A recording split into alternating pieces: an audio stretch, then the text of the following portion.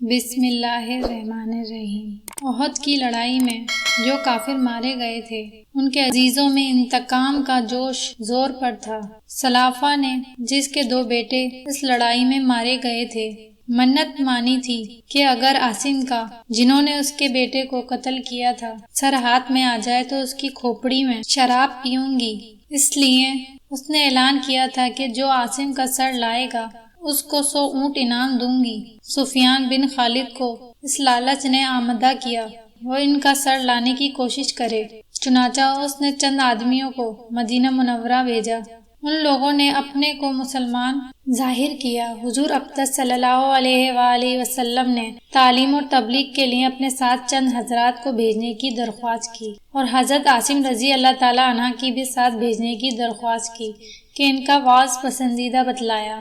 چنانچہ حضور صلی اللہ علیہ وآلہ وسلم نے 10 آدمیوں کو اور بعض روایت میں 6 آدمیوں کو ان کے ساتھ کر دیا، جن میں حضرت عاصم رضی اللہ تعالیٰ عنہ بھی تھے۔ راستے میں جا کر ان لے جانے والوں نے بدعہدی کی اور دشمنوں کو مقابلے کے لیے بلایا، جو 200 آدمی تھے۔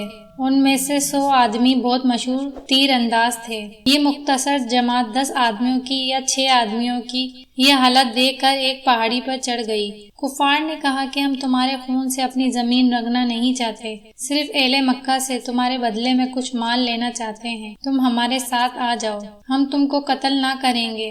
مگر انہوں نے کہا کہ ہم کافر کے عہد میں آنا نہیں چاہتے اور ترکش سے تیر نکال کر مقابلہ کیا۔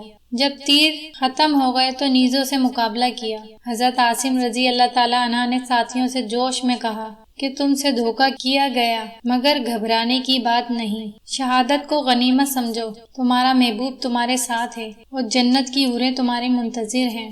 یہ کہہ کر جوش سے مقابلہ کیا اور جب نیزہ بھی ٹوٹ گیا تو تلوار سے مقابلہ کیا۔ مقابلوں کا مجمع کثیر تھا، آخر شہید ہو گئے اور دعا کی کہ یا اللہ اپنے رسول صلی اللہ علیہ وآلہ وسلم کو ہمارے قصے کی خبر دے۔ چنانچہ یہ دعا قبول ہوئی اور اسی وقت اس واقعے کا علم حضور صلی اللہ علیہ وآلہ وسلم کو ہو گیا، اور چنانچہ عاصم رضی اللہ عنہ یہ بھی سن چکے تھے کہ سلافہ نے میرے سر کی کھوپڑی میں شراب پینے کی منت مانی ہے، اس لیے مرتے وقت دعا کی کہ یا اللہ میرا سر تیرے راستے میں کٹا جا رہا ہے، تو ہی اس کا محافظ ہے۔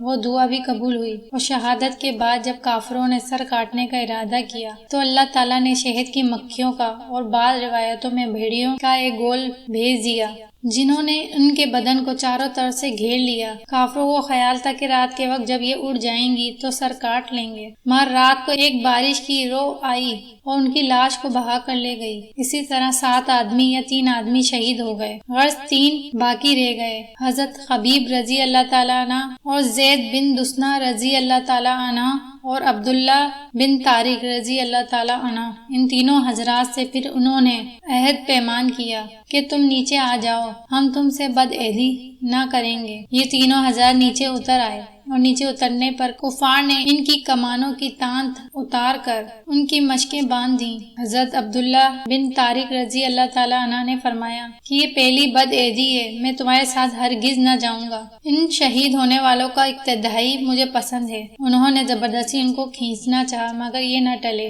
تو ان لوگوں نے ان کو بھی شہید کر دیا۔ صرف 2 حضرات ان کے ساتھ رہے، جن کو لے جا کر ان لوگوں نے مکہ والوں کے ہاتھ فروغ کر دیا۔ ایک حضرت زید بن دسنہ رضی اللہ تعالیٰ عنہ، جن کو سفیان بن امیہ نے 50 اونٹ کے بدلے میں خریدا تاکہ اپنے باپ امیہ کے بدلے میں قتل کرے۔ دوسرے حضرت خبیب رضی اللہ تعالیٰ عنہ، جن کو حجر بن ابی عباب نے 100 اونٹ کے بدلے میں خریدا تاکہ اپنے باپ کے بدلے میں ان کو قتل کرے۔ بخاری شریف کی روایت ہے کہ حارث بن عامر اولاد نے خریدا کیوں؟ انہوں نے بدر میں حارث کو قتل کیا تھا۔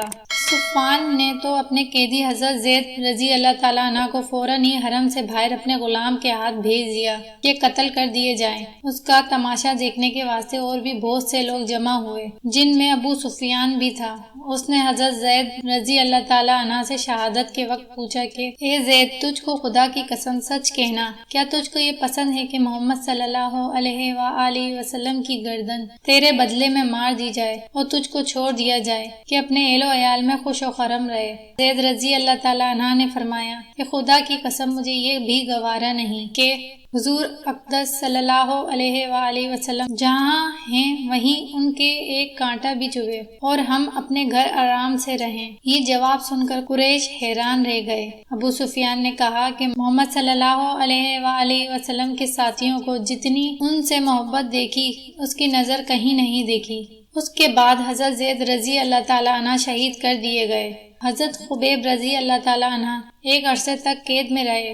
حجیر کی باندی جو بعد میں مسلمان ہو گئیں کہتی ہیں کہ جب خبیب رضی اللہ تعالیٰ عنہ ہم لوگوں کی قید میں تھے تو ہم نے دیکھا کہ خبیب رضی اللہ تعالیٰ عنہ ایک دن انگور کا بہت بڑا خوشہ آدمی کے سر کے برابر ہاتھ میں لیے ہوئے انگور کھا رہے تھے، اور مکے میں اس وقت انگور بالکل نہیں تھا۔